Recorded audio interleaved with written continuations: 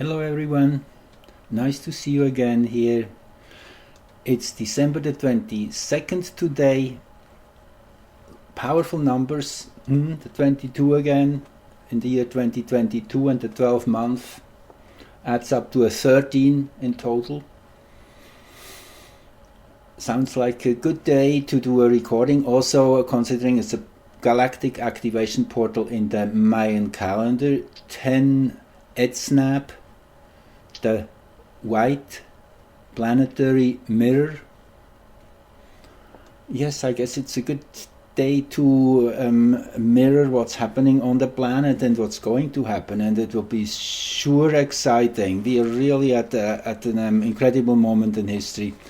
This is the New Year's chart here. You see, let's just say a few words as I have this chart here on top. And well, first of all, 2023 is gonna be a blast. Absolutely, 100%. Literally and figuratively. In all ways possible. And January will probably just be the loud boom, which then mellows the year out into the big revelations rolling out. But January seems to be the one, because it's the last month of the tiger. You know, the water tiger, which started on February 1st, 2022, is in its last weeks. January the 21st is the cutoff day. That is the Aquarius new moon.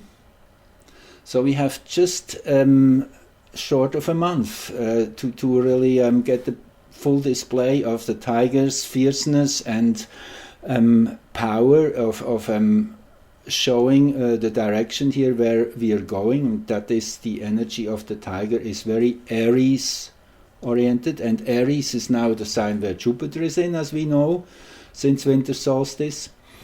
Yesterday, happy winter solstice. I am so excited to be here and share this all with you. So full steam into 2023 is my title here for today's recording.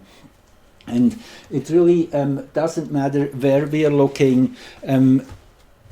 What I would like to say is there is fractals upon fractals everywhere.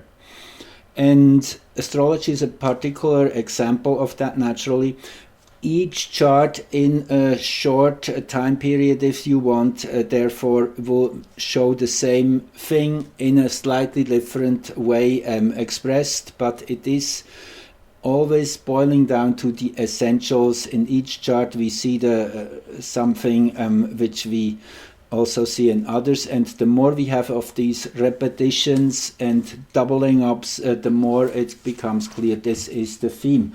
So yeah, I'm really having a little bit issues with space here. That's why I'm struggling a bit here to have the computer and my notes. Anyway, let's just say a few words here to this chart, what you see on here. This is for midnight in Greenwich. Now, consider midnight is wherever it's midnight, the new year begins. I guess that's an easy way to say it. So it's kind of rolls over the planet, starting from the dateline at the far edge of New Zealand and Australia, and most probably there in that far reach there is still a late Eris moon, which means over there in Australia, just as a thought which comes to mind, this will be a void of course moon. So interesting to also watch on that level, where the year starts under a void of course moon. It might be a little more uncontrolled and chaotic for some time. Other than that, most places have a Taurus moon. Again, this is the 0 meridian. That's kind of the midpoint over the whole globe. 0 time, galactic, or universal time, Greenwich Mean Time.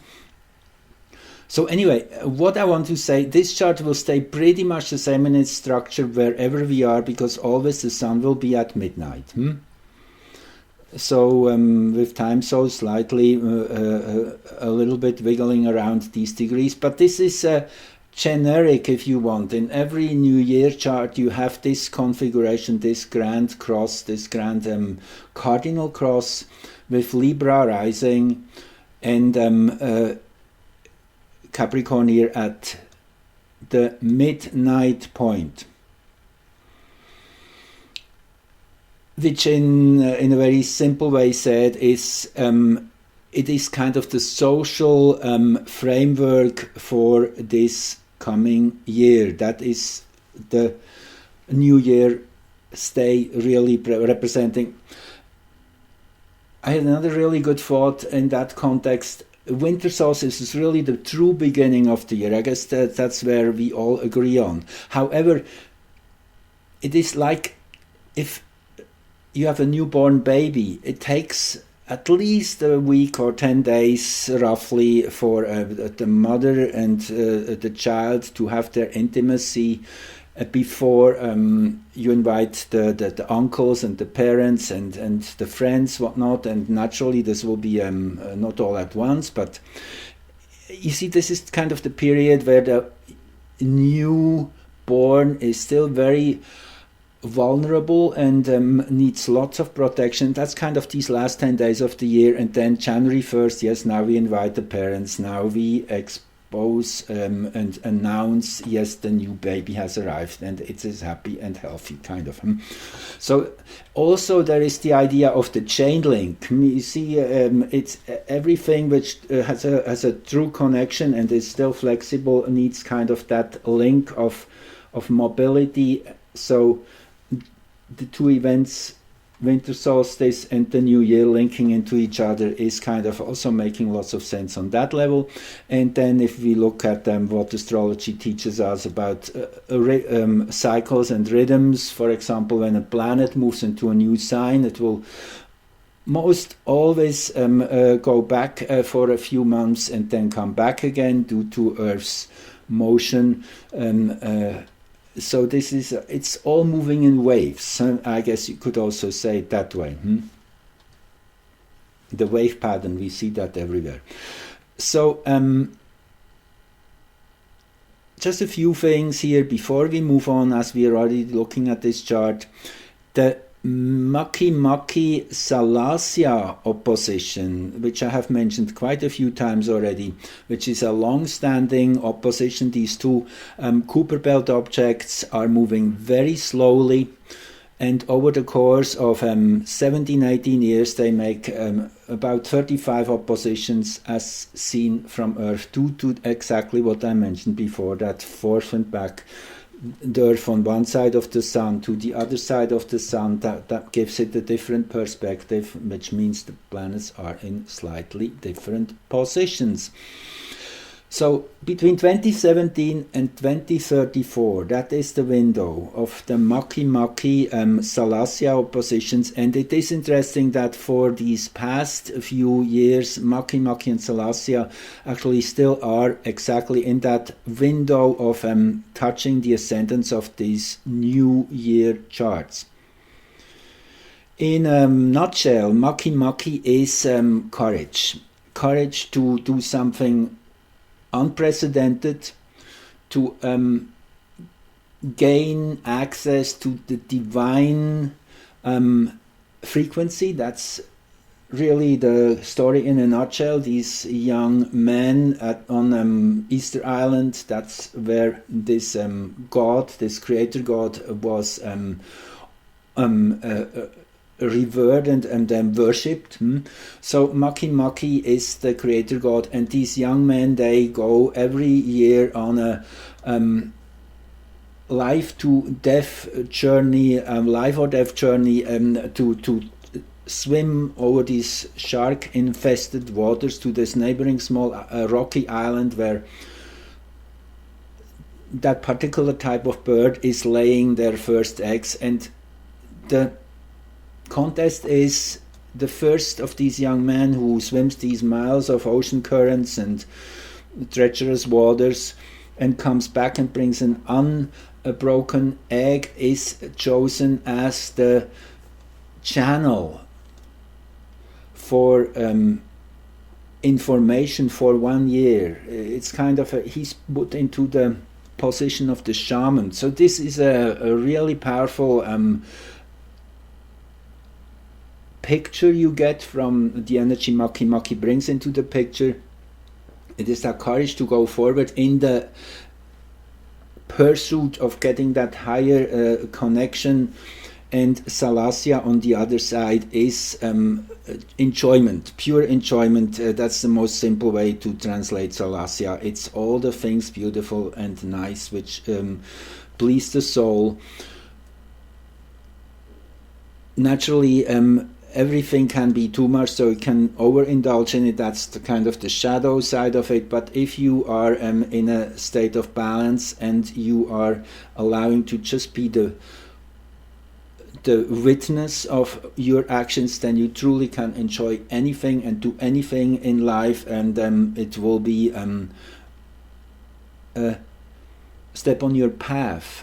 It's kind of that. And naturally there is the consciousness behind, which is observing everything. So tantric yoga is a kind of the nutshell for Salasya. So you see these two are Kuiper belt objects, bringing in that non-resonant energy. And this is super important. Once I realized that, it really shows the power of that group of planets which are farther out than Pluto. They are not in resonance with the inner planets. They are not abiding by their rhythms, by their rules. They are truly independent observers. And naturally each of these new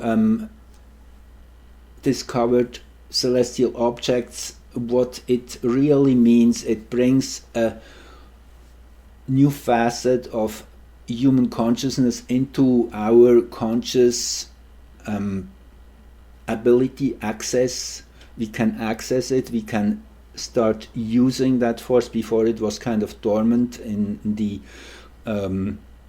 collective psyche. Now it comes to the surface, comes through the surface of the ocean into the open light, and is becoming accessible. So these are energies which have become accessible to humanity. We can now consciously engage in using these talents and gifts.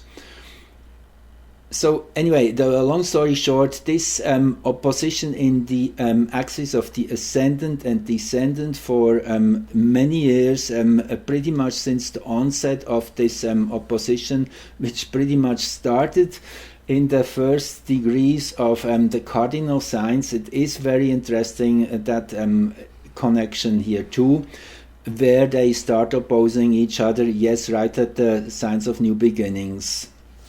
It's kind of a really beautiful synchronicity again, and that happened in 2017 around, which was long predicted to be a big year of change. Actually, I first read it in the late 1990s in the wonderful book by Ashiana Dean, The Voyagers, where she lays out the 500 million history of this planet Earth.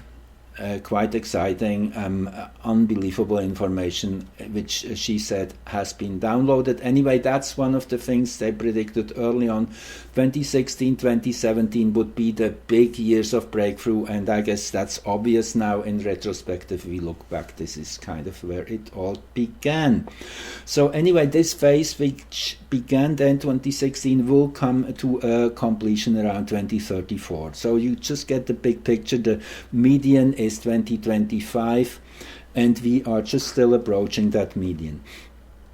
But things are starting to get super interesting. Now let me roll back. First, I want to say two more words here about the new moon which is just coming up as I'm recording it. This is actually tomorrow now, but this is occurring here in the second degree of Capricorn. Why is the second degree of Capricorn so important? Why I'm emphasizing that? This is the solar apex. Let me show you this. This is the direction where the sun and the whole solar system is moving towards close to the star Vega. Here you have the this I copied out of the of Wikipedia. I don't know if you can see it. I guess, yeah, I can enlarge it. Solar apex is in the constellation of Hercules, southwest of Vega, northeast of outstretched arm, Omicron, Hercules. There are two mainstream sets of coordinates for the solar apex.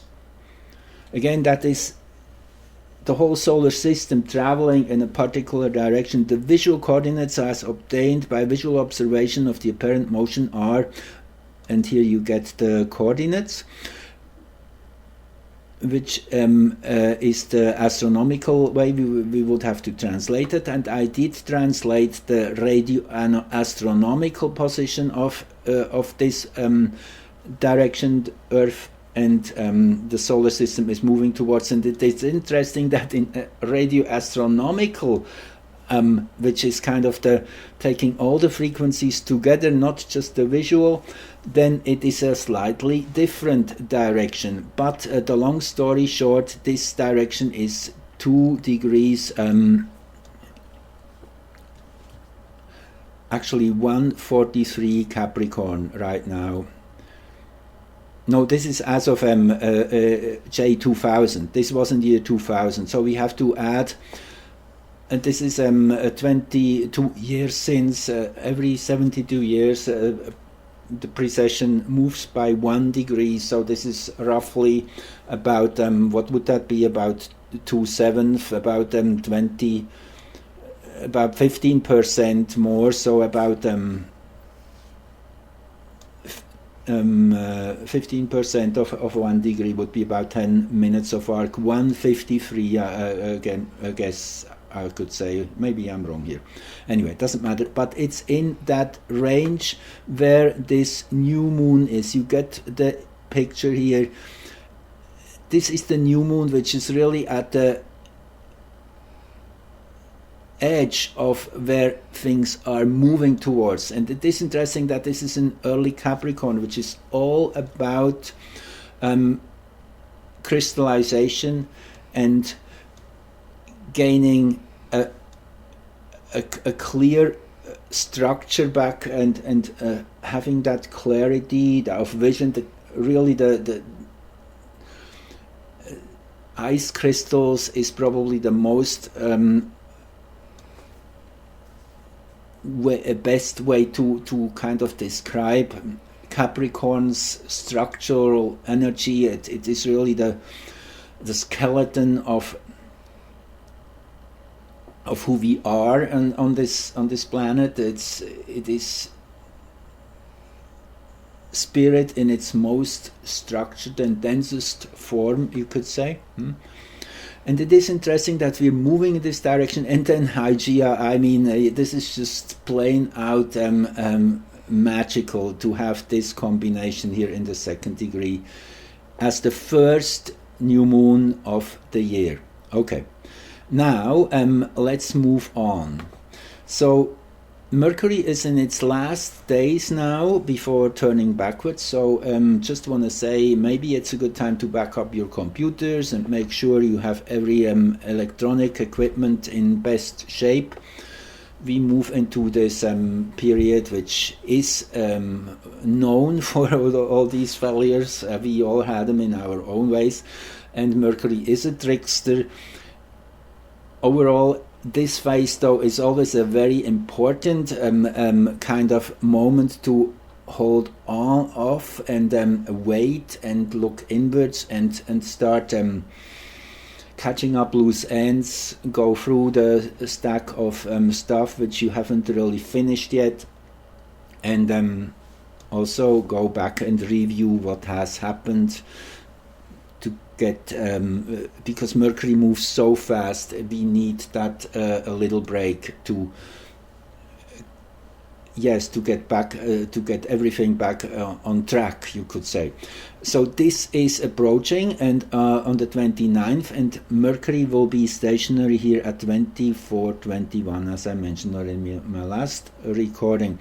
Interesting is that Mercury, as it now slows down, you see at let me just go back here. Right now it is at 21 degrees around, conjuncting Arrokoth and Hylonome, and okay, let me see. Okay, here, yes, right. Yes, it's always a little bit hard to read because these points are kind of not exactly where they show. So this is Arrokoth is here at 2109, and Hylonome 2136. They're right here. So this in itself is adding a whole new flavor to that new moon of tomorrow's. It's truly the time of the Great Awakening is here. That's what it says. I mean, I have been talking about Arrokoth now since 2 years and told you this is the time to look forward when Arrokoth finally will be fully in that hexagram 61 of inner truth. And this is totally in line with Arrokoth's energy, which is the revelation of the big picture. More on that, you have to go back to my earlier recordings if you are interested. It is that planet, which, I mean, it's a very small planet, but it's the one which has been visited by the New Horizons space probe after having successfully visited Pluto on January 1st, 2019. Actually, this in itself also is has been giving a very clear idea if something happens. And this couldn't have been planned, but it happened on January 1st, 2019, that Arrokoth was closely inspected, and yes, the whole history of our universe had to be rewritten by the findings. The whole idea of how our solar system was generated, that's what I mean. Anyway, so Mercury is very slow now and is moving towards that turning point, and also opposing Pallas, and there will be 3 conjunctions. Actually now, yes, Mercury moves forward into the 24th, 25th degree, and then stationary, going backwards in the early days of January over Arrokoth again, and Hylonome and Pallas, and actually wrote the dates down here for you. It's kind of gives you a little bit of an idea of what's all in the tube. So conjuncting Arrokoth and Hylonome, these two here. Tomorrow on the 23rd, naturally first time, then backwards on the 3rd of January, and again forward on the 5th of February. Then the opposition to Pallas, the first on December 25th, the retrograde opposition on January the 5th, and the final forward movement of Mercury opposing Pallas here, Pallas over here. This will be on the January the 27th, which is, yes, an interesting few weeks we have here, which are truly pulling now all the hidden information into the public. And it's again, I mean, it's, yes, it started pretty much as we now can see in retrospect when Elon took over Twitter. That was on October the 27th. I had long predicted October the 23rd to be a major turning point. It surely turned out exactly that way. Things have been moving phenomenally since. We are absolutely on track. So anyway, let's go here to the real meat of the story, which I just have here ready for you. So this is the New Year's chart, and the first aspect of the New Year will be a Venus-Pluto conjunction. How about that? At 5:24:33 a.m. in Universal Time in Greenwich. So again, this is 5 hours into the new day at the 0 meridian. That means if we go westward 5 hours, that's where it will be just midnight, and that happens to be the United States, the Eastern time zone. All the Eastern belt this will be just 24 minutes after midnight. Cool. Venus-Pluto conjunction, and this chart is for Greenwich, and you see Jupiter is here at the bottom of the chart at the root. How beautiful is that? I mean, here you have the Venus-Pluto conjunction to show you exactly what I'm talking about. So in that moment, when these two are dead on, exact in the same degree, Jupiter, the first degree of Eris, at the source point, and this is the degree where we will have a new moon on March the 21st, 2023, in the first degree of Eris. Yeah, I already mentioned that. And then you have Eris here at the high point of the chart. Oh gosh. I mean, it really blows your mind, just even this one simple single chart with the Sag rising. Yes, but it's not all of that yet. There's 3 things which happen on January 1st, which are all extraordinary. Let me just remind you, last year, the first thing which happened was a Mars occultation, which pretty much started at the dateline, where at the cusp of, actually the only place where they could watch it, observe it, was in Eastern Australia. Just think that I say it right at the coast. So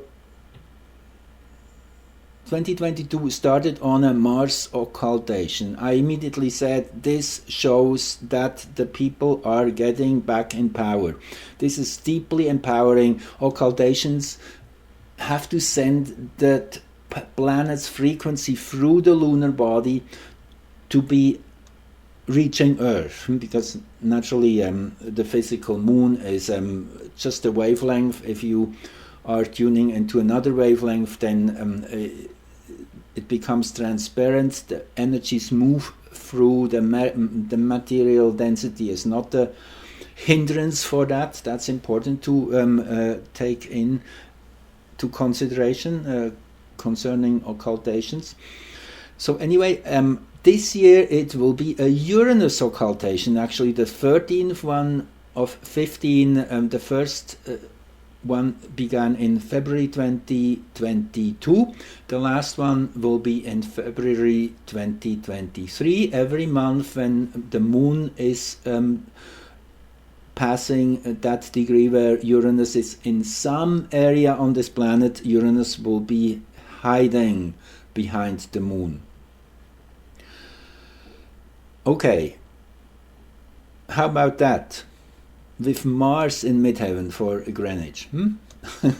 I mean, we can just stop here, really. I mean, this is just blows your mind, considering that Mars will station at 8:07 on January the 12th. January the 12th, by the way, is the 3rd anniversary of the powerful Saturn-Pluto conjunction of January the 12th, 2020, which shifted the barrel into a whole different direction. So anyway, this is all coming together. Mars is super important, as I pointed out in my last recordings too. I have been talking about that pretty much also since months, pretty much since Mars entered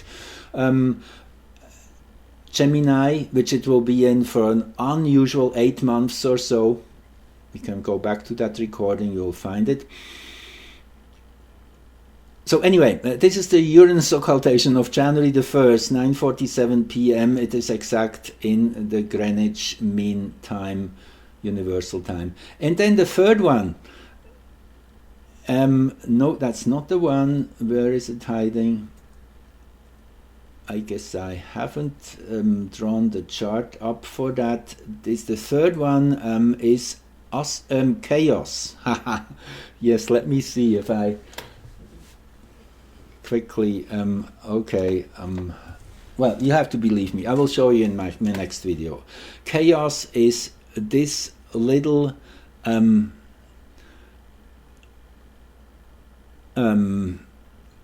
belt object actually moving in a unusually concentric circle, which kind of is already pointing towards a question mark behind the word chaos, because chaos would kind of imply something really chaotic, as we would say, something wild, hard to grasp in a way. However, the original meaning of chaos, and that's where this goes back to, is the primordial order. So again, the word chaos, and I guess I looked it up in the 19th century, this new meaning came in of chaos meaning disorder and confusion, but that's not its original meaning. It's one of these things which have been inverted into its opposite, like so many things, so many symbols. Anyway, so chaos is primordial order. Chaos is heliocentrically entering Cancer on January the 1st. Officially, this will be chaos, original order, in the cardinal cross at 0000 heliocentrically, which is the pure energy which is behind, which is feeding us. Think of each photon which is traveling into Earth, which is 8 minutes on its way, carries the coding of that frequency the Sun has in its heliocentric geometry. So anyway, that just shows you that's what we are feeding on. It's a stabilizing factor, if you could say. Anyway, there's these three amazing occurrences on January the 1st, and the Venus-Pluto conjunction, the Uranus occultation, and if I turn this chart into a heliocentric one, which is easy to do, then you can see chaos 2 at the 0 mark. Let me just do that quickly. See, I have all these many charts open. I always look through hundreds and hundreds of charts, as you see. And then I'm picking out the ones which are most exciting, and that's the ones I'm showing you. So I'm redrawing here the Uranus occultation, which is within hours or so of chaos exact ingress into Cancer. Here you have it, chaos 000 Cancer. And just on the side note, as we are now here looking at the heliocentric chart, there's this chart also would really want to be looked at closer. I won't do that right now. Maybe just pointing out Mercury here again in this Uranus occultation chart. Yes, Mercury, as we know, is now moving backwards by that moment. But it is the catching up to with information, and it's kind of that moment of, oh gosh, I didn't see that coming, or that looks totally different than what I had been told. All these things very, very powerful within these next few weeks. January is the real game turner. You will find out. By February, we are moving in a new direction. I said it already, I'm repeated. the first part of February will be quite crazy, and in terms of a new direction. It seems the sun will be acting up in a big way, which will trigger some particular reactions on our planet. So it will be nature coming back into power. That's how I see it. It will be important to be ready for that, to have all the backup we were building for many months and years now. And it will more and more become important to have all these safety nets and not depend on the system. The system is breaking down. We see it really rapidly accelerating from here.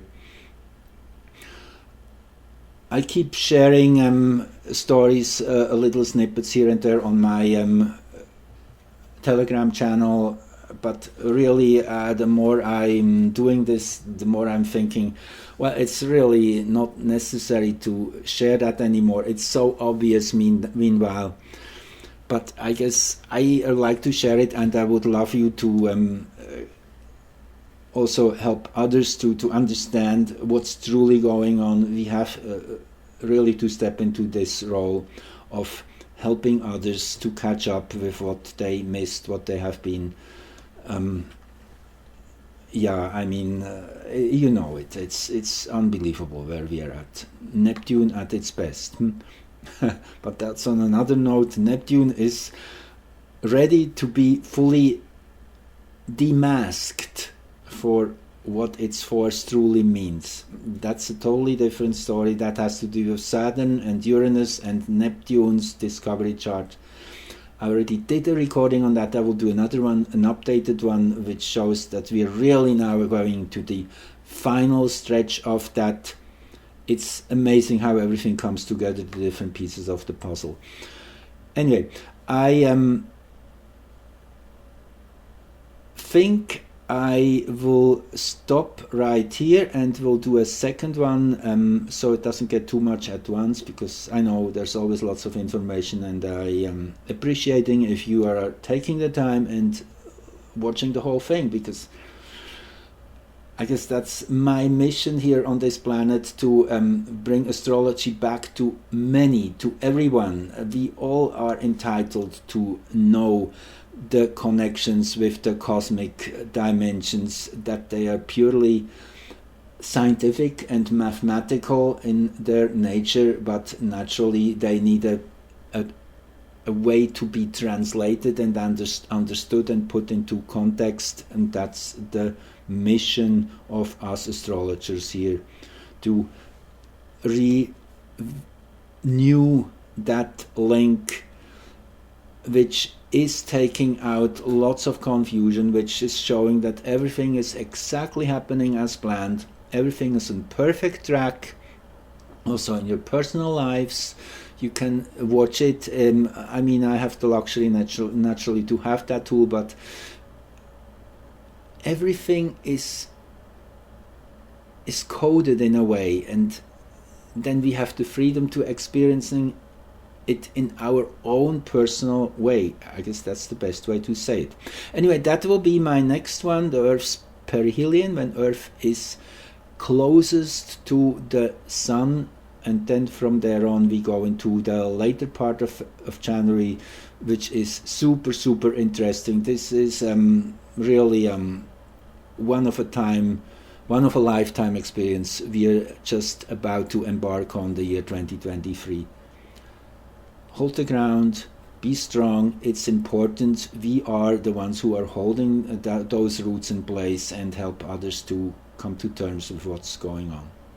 Thank you for watching, and again, if you're chipping in $1 or so on my PayPal now, you can do that, or if you like to support me in a more fundamental, ongoing way, please visit my Patreon page. Soon I will have special little gifts, little videos for you you have to be patient. My life is still way too busy, but it will get better. Thank you. And again, happy solstice, Merry Christmas, and if I don't talk to you, Happy New Year. Hopefully I will.